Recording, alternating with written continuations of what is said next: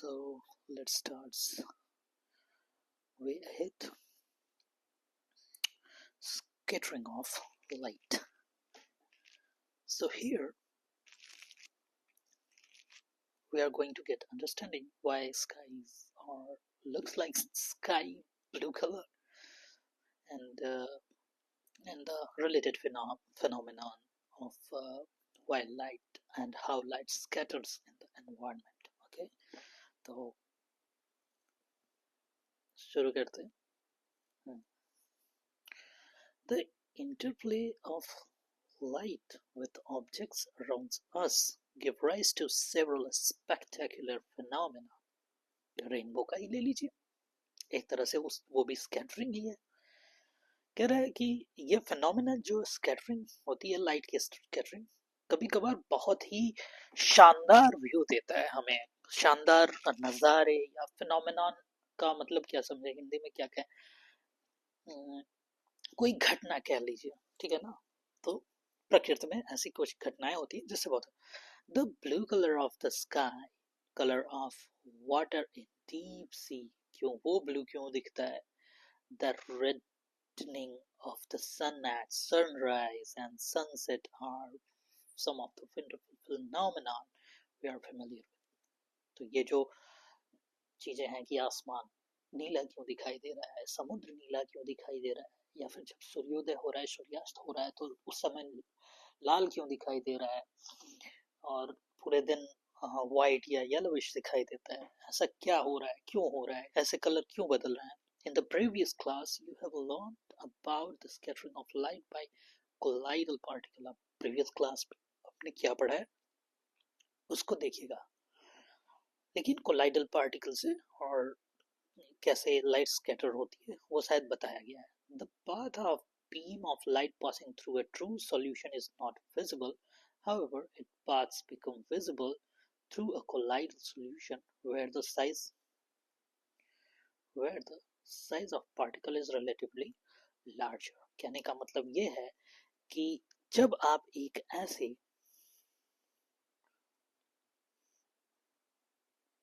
दो पॉट्स ले लिए और उसमें कुछ ऐसे पदार्थ भरे हैं, पदार्थ का मतलब क्या है कि एक में, जरा मैं कोशिश करता हूँ और छोटा कर लिया, उसमें बहुत छोटे पार्टिकल हैं, ठीक है ना, उसमें बहुत छोटे पार्टिकल हैं. तो इसमें से जब लाइट निकलती है ना, इसमें से जब लाइट निकलती है तो आपको पाथ नजर नहीं आता है इस पूरे इसके अंदर, इस पूरे उसमें आपको लाइट का पाथ नजर नहीं आता है, ठीक है ना. लेकिन जब आपके सॉल्यूशन में पार्टिकल्स की साइज जब बड़ी होती है, ठीक है ना, hope you are getting it.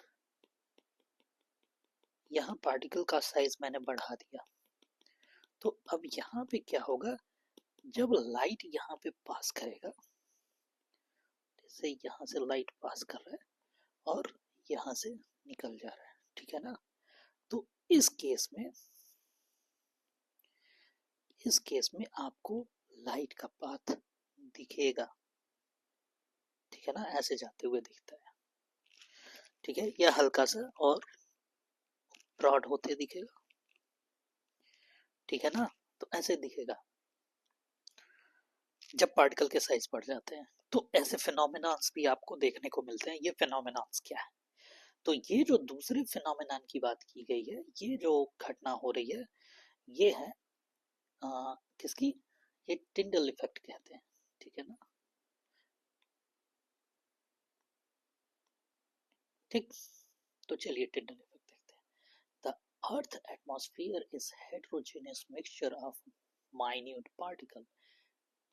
ये होमोजेनियस और हेटेरोजेनियस पढ़े थे ना. होमो मीन्स सेम टाइप होता है, सेम टाइप, और डिफरेंट टाइप मतलब कि आपके एनवायरनमेंट में रियली डिफरेंट टाइप ऑफ चीजें हैं, डिफरेंट टाइप ऑफ पार्टिकल से मिलके आपका एनवायरनमेंट बना हुआ है. These particles include smoke, tiny water droplets, suspended particles of dust, and molecules of air. Molecules of air itself means like oxygen, nitrogen, huh? Carbon dioxide, carbon monoxide, other noble gases. ये सारी चीजें. When a beam of light strikes such fine particles, the path of beam become visible. The light reaches us after being reflected diffusely by these particles. इनसे diffuse होके पहुंचता है. ठीक है. The phenomenon of scattering of the light by colloidal particle give rise to Tyndall effect, which you have studied in class 9th. तो Tyndall effect के बारे में 9th में भी बताया गया. This phenomenon is seen when a fine beam of sunlight enters a smoke-filled room through a small hole. Thus, scattering of light makes particle visible. Tyndall effect can also be observed when sunlight passes through a canopy of dense forest. उसमें आप जब कुहासे में देखते हैं तो line line से सीधी सीधी line में लाइट आती हुई दिखती है. यहाँ टाइनी तो मेंशन किया जा रहा है, बट ये रिलेटिवली लार्ज पार्टिकल है in comparison with the clean atmosphere. ठीक है ना.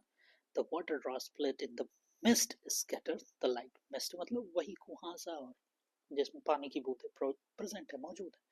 The colour of the scattered light depends on the size of the scattering particle. और ये स्कैटर्ड लाइट की कलर ये स्कैटरिंग पार्टिकल्स पे डिपेंड करते हैं. Very fine particles scattered mainly blue light. तो बहुत छोटे जो पार्टिकल होते हैं वो स्कैटर करते हैं ब्लू लाइट्स को. ठीक है. Blue lights while particle of larger size scattered longer wavelength. अब देखिए यहाँ तो ब्लू लाइट बोल दिया, यहाँ लॉन्गर वेवलेंथ बोल दिया. अब यही समझाने वाली बात होती है. मैं सोचा हूँ बताऊं कि ना बताऊं, लेकिन अगले ही सेंटेंस में आ गया है. मैं सोचा हूँ कि आपको बताऊंगा कि ये अगले बड़े होंगे तब समझ में आएगा कि क्या है, कैसे, क्यों ब्लू लाइट को कर रहा है, क्यों रेड लाइट को कर रहा है. कहने का मतलब ये है वेवलेंथ क्या है. सबसे पहले वेवलेंथ ये चीज है कि पार्टिकल जो लाइट के चलते हैं ना, दो तरह की चीजें मानी गई है. आप एक और चीज जान लीजिए. ड्यूअल नेचर ऑफ मैटर की बात है. द्वैत पदार्थ की द्वैत प्रकृति. तो वो बताया जाता है कि लाइट या तो तरंगों के रूप में चलता है, या तो एक तरंग भी है और लाइट एक पार्टिकल भी है. तो पार्टिकल जब मानते हैं तो मान लीजिए ये लाइट का फोटोन का एक पार्टिकल है. तो ये जब आगे बढ़ता है ना तो ये अपने डायरेक्शन में कंपन भी करता है. ठीक है. तो कहने का मतलब ये है कि ये लाइट का पार्टिकल है. ये एक तरफ, ये एक तरफ, ये एक तरफ, ये एक तरफ, ऐसे पार्टिकल आगे बढ़ रहा है. मतलब ओवरऑल इस डायरेक्शन में बढ़ तो रहा है लेकिन अपने प्लेस पे सेंटर के दोनों तरफ वाइब्रेशन भी कर रहा है. तो जब ये एक बार अपनी दूरी से एक तरफ मैक्सिमम और दूसरी तरफ मैक्सिमम जाके बीच में फिर से आ जाए और इतने पूरे एक कंपन में ये जितनी दूरी तय कर लिया हो, ये जितनी दूरी तय कर लिया हो, इसी को बोलते हैं वेवलेंथ लैम्डा. ये मान लीजिए. या तो आप ये चीज मान सकते हैं कि आप पार्टिकल को यहां से शुरू कराइए. तो मान लीजिए ये शुरू हुआ एक तरफ से, दूसरी तरफ गया, ये यहाँ पे आया, ये यहाँ पे आया. तो या तो यहाँ से यहाँ तक की दूरी एक वेवलेंथ हो जाएगी.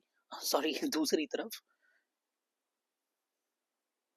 नहीं, यहीं पे एक वेवलेंथ कंप्लीट हो जाएगा. एक पूरे कंपन की बात है. एक तरफ से दूसरे तरफ गया पूरा, फिर वापस आ गया अपने लोकेशन पे. ठीक है ना. तो ये भी वेवलेंथ ही हो जाएगा. कहने का मतलब ये है कि अब आपको समझने की बात क्या है, मेन कहने का मतलब क्या है कि या तो आप इससे इससे की दूरी ले लीजिए, या तो इससे इसकी दूरी ले लीजिए. दोनों आपके वेवलेंथ ही कहलाएंगे, क्योंकि सेम सेम चीज है. एक कंपन कंप्लीट करने में, एक पूरा रोटेशन कंप्लीट करने में. ठीक है ना. तो ये वेवलेंथ हो जाएगा। उतने जितना आगे वो बढ़ गया अपने स्पेशल अपने एक पर्टिकुलर इनिशियल पोजीशन से, बशर्ते कुछ और चीजें लगे हाथों बता ही देता हूँ। I don't know why this misbehaves. Okay, दूसरी चीज क्या है, वही बना रहा हूँ। यहाँ से पार्टिकल ने कंपन स्टार्ट किया यहाँ से, और ये टोटल एक वाइब्रेशन कर रहा है। यहाँ से यहाँ तक का एक वाइब्रेशन अपने जिस पोजीशन से स्टार्ट किया था उसी पोजीशन पे वो वापस पहुंच गया कंपन करते हुए, ठीक है ना। Not in a translational motion, it's a periodic motion. अब यहाँ से जब ये आगे बढ़ेगा तो अपने ही पाथ को दोहराएगा फिर से, जो पिछली बार कर चुका है वो, ठीक है ना। तो इसलिए ये सिर्फ पीरियोडिक मोशन बोलते हैं या आवर्ती गति बोलते हैं, ठीक है ना, जिसकी आवर्तीता हो रही है, बार बार रिपीटिशन हो रहा है, ठीक है। अब क्या है, कहाँ थे, हाँ, लैम्डा तो आपको समझ में आ गया था। यहाँ से यहाँ तक की दूरी लैम्डा हो गई, या यहाँ से यहाँ तक की दूरी लैम्डा हो गई। इसको क्या कहेंगे, अगर जो यहाँ से एक तरफ के डिस्टेंस की बात करें, एक तरफ मैक्सिमम जितने डिस्टेंस पे जा रहा है, ठीक है ना, मैक्सिमम जितने डिस्टेंस पे जा रहा है, या ऐसे कह लीजिए यहाँ से यहाँ तक की दूरी है जो इस पे मापेंगे, उसे कहते हैं एम्पलीट्यूड या आयाम, ठीक है, वो कह लीजिए, या इस तरफ मैक्सिमम को वो कह लीजिए, एम्पलीट्यूड कह लीजिए। अब बात करते हैं जहां से हम लोग आए हैं, बुक ने जो वेवलेंथ किया है, लॉन्गर वेवलेंथ और ब्लू लाइट तो ऐसे समझ लीजिए शॉर्टर वेवलेंथ। तो आपको वेवलेंथ का मतलब समझ में आ गया कि नहीं। लॉन्गर वेवलेंथ में क्या होगा कि ये पार्टिकल यहाँ से चल के यहाँ तक ज्यादा लंबी दूरी तय करता है, जबकि दूसरा पार्टिकल एक पूरा कंपन करने में इतनी ही दूरी तय कर पाता है। तो ये वेवलेंथ शॉर्ट हो गया, शॉर्ट हो गया कि नहीं, छोटा हो गया। इसके कंपैरिजन में ये 1 मान लीजिए, ये लैम्डा 2 हो गया, तो ये शॉर्टर वेवलेंथ है। तो जो रेड लाइट्स होती हैं वो लॉन्गर वेवलेंथ की होती हैं, इसीलिए मैंने रेड बना लिया। यहाँ पे मैं ब्लू कर सकता था लेकिन ग्रीन भी है, ठीक है, रेड के कंपैरिजन में छोटा ही है, तो शॉर्टर वेवलेंथ चलती है। शॉर्टर वेवलेंथ की बात क्या है कि अब एक ध्यान दीजिए कि ज्यादा दूरी चलने पे लॉन्गर वेवलेंथ एक कंपन पूरा करती है, लेकिन इतने ही दूरी में शॉर्टर वेवलेंथ इनसे ज्यादा बार कंपन कर चुका होता है, करीब यही देख लीजिए 1.5 गुना ज्यादा कंपन कर लिया, ठीक है। तो ये वाइब्रेट ज्यादा करते हैं, ठीक है। वाइब्रेट ज्यादा करने का मतलब होता है फ्रीक्वेंसी बहुत ज्यादा होती है, इनकी फ्रीक्वेंसी कम होती है, ठीक है ना, क्योंकि ये कम वाइब्रेट करते हैं। कहने का मतलब longer the wavelength shorter the frequency, ठीक है ना, समझ में आ गया। अब इसी से बहुत सारे, अभी इसी सेंटेंस में बहुत क्लियर का बात बताता हूँ, बहुत शानदार। तो मुझे लगता है आपका ग्रेजुएशन भी कंप्लीट हो जाएगा, ग्रेजुएशन तक की समझ में आ जाएगी, और जब आप उसे समझेंगे तो ये बहुत हेल्प करेगा। अब आप ही बताइए कि अगर मैं एक, हमारे रास्ते में ये एक सघन माध्यम मिले, ठीक है, डेंसर मीडियम मिले, ठीक है,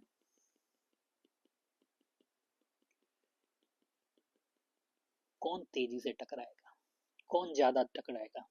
मुझे लगता है ये जितना कांप रहा है, ये ज्यादा देर तक कांप रहा है ना, और इतनी दूरी बार बार तय कर रहा है, तो ये इन पार्टिकल से बहुत टाइम टकराएगा, टकराएगा ना। तो जितना ये टकराएगा उतना ही बिखर जाएगा इसमें ये लाइट, ये फोटोन, और यही यही फेनोमेनन को हम स्कैटरिंग कहते हैं, स्कैटरिंग कहते हैं। जबकि रेड वाला क्या करेगा, रेड वाला भाई तो तेज है, वो सामने बहुत तेजी से बढ़ता है, तो वो कम लड़ते लड़ाते निकल जाएगा काफी तेजी से, तो ये कम स्कैटर होगा, ठीक है ना। और ये देखिए कि ये सड़क से बाहर निकल गया, जबकि इनका इसी में उलझ गए हैं, ठीक है ना, एंटेंगल हो गया है, इसी में फंस गया है, ये रह गया है, ये मान लीजिए अगर जो ये रेड वाला पार्टिकल और ये ग्रीन वाला पार्टिकल एक साथ घुसे हो, ब्लू ले लेते हैं क्योंकि हम ब्लू ही पे जाएंगे एट लास्ट, क्योंकि ब्लू का ही सबसे कम होता है। तो जब ब्लू वाला पार्टिकल घुसेगा तो यहाँ पे ये काफी देर तक लड़ेगा, इसमें उलझा रहेगा, ठीक है ना। ये निकला, कौन तेजी से निकल जाएगा, पहले ये निकल जाएगा ना, सब क्योंकि फास्ट हो जाएगा, और ये लेट हो जाएगा। इसीलिए जब सूर्योदय होता है तो ये लाल वाला कलर जल्दी से आपके आंखों तक पहुंच जाता है, लेकिन नीला वाला पीछे रह जाता है। तो लाल कलर तो आ गया, लेकिन जब सूर्यास्त हो रहा है या फिर जब पूरा सूर्योदय हो गया है, ये लाल कलर आके निकल भी गया। सॉरी, मैं रेड कलर यूज करना चाहिए ना मुझे। Give me red colour. या सो ये लाल वाला तो निकल गया, रह गया पीछे नीला वाला, और ये उलझा हुआ है आसमान में, जो भी आपके एनवायरनमेंट में उलझा हुआ है, और उलझने की वजह से वही केवल नीले वाले पार्टिकल आपको दिख रहे हैं, स्काईज इसीलिए ब्लू दिख रहे हैं। और यही सेम कंडीशन ओशन में भी हो रहा है कि वहां पे चीजें नीली कलर उलझी पड़ी है, टकरा रही है, सबसे टकरा रही है और उलझ के पीछे हो गई है, ठीक है ना। उम्मीद करता हूँ अच्छा, अच्छे से समझ में आया होगा। नहीं समझ में आया होगा तो एक बार फिर से देख लीजिए, और आप हमेशा फ्री हैं कोई भी क्वेश्चन पूछने के लिए। आप क्वेश्चन पूछेंगे तो आपकी क्यूरियोसिटी दिखेगी और मुझे अच्छा लगेगा खुद से भी, ठीक है ना। इस कॉन्सेप्ट को मैं और सोच रहा था कि जरा सा डेप्थ में समझाऊं, बशर्ते ठीक है, देखते हैं कभी समय मिलेगा तो और फिर कुछ बात किया जाएगा। मैं मुझे ऐसा लग रहा है कि कुछ यहाँ बताना चाह रहा था बट मैं मिस कर रहा हूँ। ओके, पैराग्राफ खत्म करते हैं। If the size of a scattering particle is large enough, then the scattered light may appear white. और जब ये स्कैटरिंग लाइट के पार्टिकल पर्याप्त मात्रा में बड़े होंगे तो ये बड़े ही दिखेंगे, क्योंकि लगभग ये जब बड़ा है, जब बड़े पार्टिकल आ जाएंगे तो बड़े पार्टिकल से भी ये टकराएगा, तो एवरेज होके यहाँ पे दोनों लगभग साथ में ही निकलेंगे और व्हाइट लाइट आपको दिखेगी और चीजें सफेद दिखेगी, ठीक है ना। उम्मीद करते हैं समझ में आया होगा। मिलते हैं अगले लेक्चर में, तब तक के लिए thank you very much and see you.